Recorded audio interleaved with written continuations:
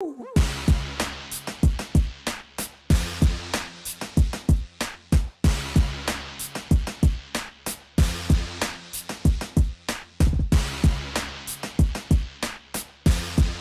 and welcome to the HopCast. Thanks for coming back, everybody. I'm Brad Chmielewski. My name is Ken Hunnemeder.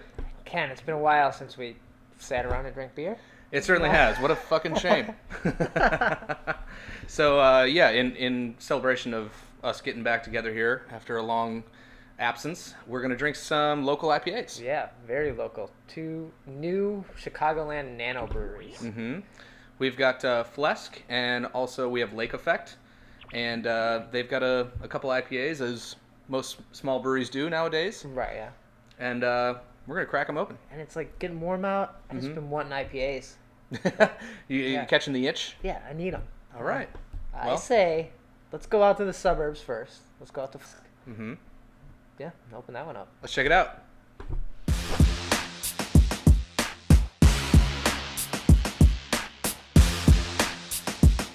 Well, Ken, be careful because this could blow you away. It could. This is packed with hops, so it might blow us away. So just hold on. We should be wearing helmets and goggles. I don't know.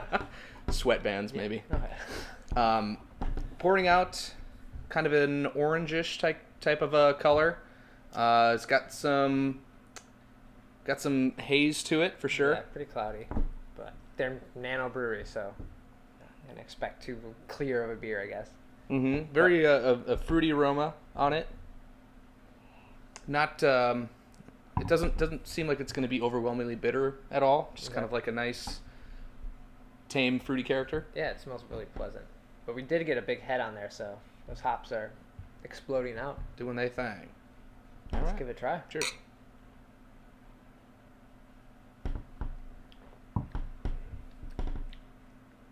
All right. It's got a kind of almost a smoked malt character to Yeah. it. Just like a slight tinge of it. It doesn't. I'm not saying it doesn't blow me away. I think it's tasty, but it doesn't. It's not, I guess, what you expect from the hops, like a bitter bomb. Mm-hmm. Yeah, certainly not like overwhelming push the envelope IPA, but more on the nice kind of drinkable side. You might be able to kick back more than a couple of these because they are pretty drinkable. It's really it's sweet. I guess that candy tropical hopness is coming out. Yeah, and I mean, even after first few sips, I'm still getting that like smoke character in the back. So I've had a couple smoked IPAs now. Furthermore's coming out with one for their summer seasonal. Okay. This is way less intense than that. So I think that's probably a good thing. I don't know if smoked IPAs are necessarily my thing. Right. Do you think it's a hint of like it's a bomb? It's gonna blow you away. So there's smoke residue. It could be it. It could be it. Just a little subtle thing they added to it. Yeah. So the Front Toward Enemy IPA, maybe they just smoked them out. Ooh, yeah. Pretty good. And then so Flesk, they're out in Lombard. Mm-hmm. I've only had like one of their other beers, and that was at the Radler. Yeah, they have a Helles lager on at the Radler. Right. It's up in Logan Square here in Chicago. If you're not familiar, if you're coming into the area, you can stop by Revolution's Brew Pub, walk up the street, hit the Radler. Hit the distillery, and then go to the Radler. Yeah. You'd be good on that block for a little bit. Train's close by, you're good. Yeah. But yeah, it's nice to see Flesk stuff in the store and you can pick it up because I'm probably not going to make it out to Lombard, even if you can go to their brewery.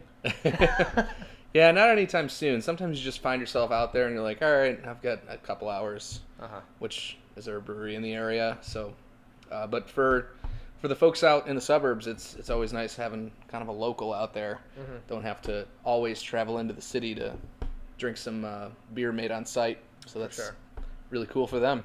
We're seeing more and more of it these days. I know, especially nano breweries like both these guys. They're small and they can, set up shop anywhere. That's right. So, yeah, check out some Flesk if you're in the area or if you're hitting the bottle shops here in Chicago. We'll suck these back and venture on over to Portage Park for Lake Effect. Sounds good.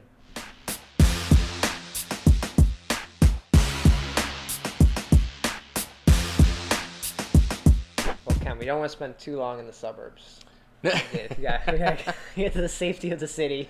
Yeah, coming back, always nice to get out a little bit, then after a few hours, all right, let's get back. It's a long drive back. That's true. And it's a long drive up to Portage Park, too. Yeah, it is. It's almost, that's like Gary Gully territory. But yeah, Lake Effect Brewing, another new Nano brewery in Chicagoland area, and another brewery I don't think I've had anything from. Yeah, so I don't think so either. I don't think I have either. You don't think I have?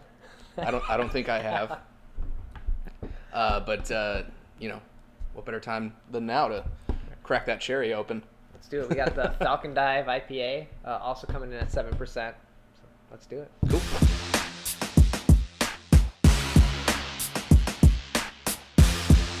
All right. Well, that poured out like a brighter color than the Flesk one. Yeah, it almost kind of, I thought we were getting kind of like a white IPA. Mm-hmm. Even as it was like pouring out of the bottle itself, it looked very, very light. It's kind of coming into its own with a more of a yellow type of color there. And still a nice white fluffy, not as big and bold as the Flesk one, but still. It was Same nice. amount of haze in this one as well. Yeah. I mean, we're can't really see this through this thing at all. So we're picking up on an aroma that I've never come across in a beer. It kind of smells like yogurt culture. Yeah. That's weird.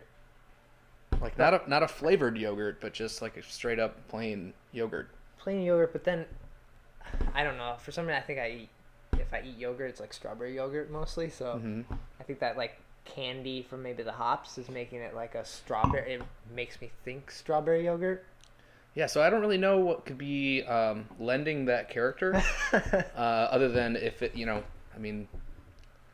it's not uncommon for brewers to use bacteria and different things. So if there was, I can't imagine they would do it on purpose, but some sort of, cross-contamination with some sort of bacteria, I don't know. This is something I've never, ever experienced before. All right, well, let's give it a try. Cool.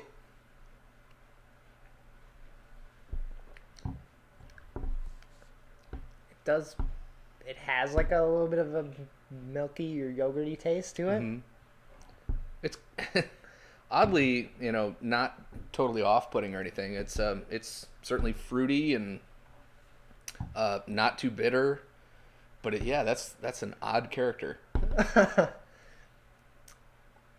Yeah, do you think what'd they say? So they dry hopped this batch twice with Citra and Falconers. Okay. And they use Wisconsin pale malt and wheat. I mean, there's certainly kind of a richness in the body that's kind of going with that yogurt type character from the wheat. I'm not terribly familiar with Falconer No, that's hops. a new one to me. I know I've had some beers with it, but I think any beer I've had with it, there's been a mishmash of other hops in it as well. Yeah. This would be no exception. So I don't know the specific characters on the hop. Citra is, kind of obvious, very citrusy. Fruity and citrusy. So, yeah, I'm kind of perplexed on this one. But for a beer that they dry hop twice, we should be getting like more of a aroma of hops too, right?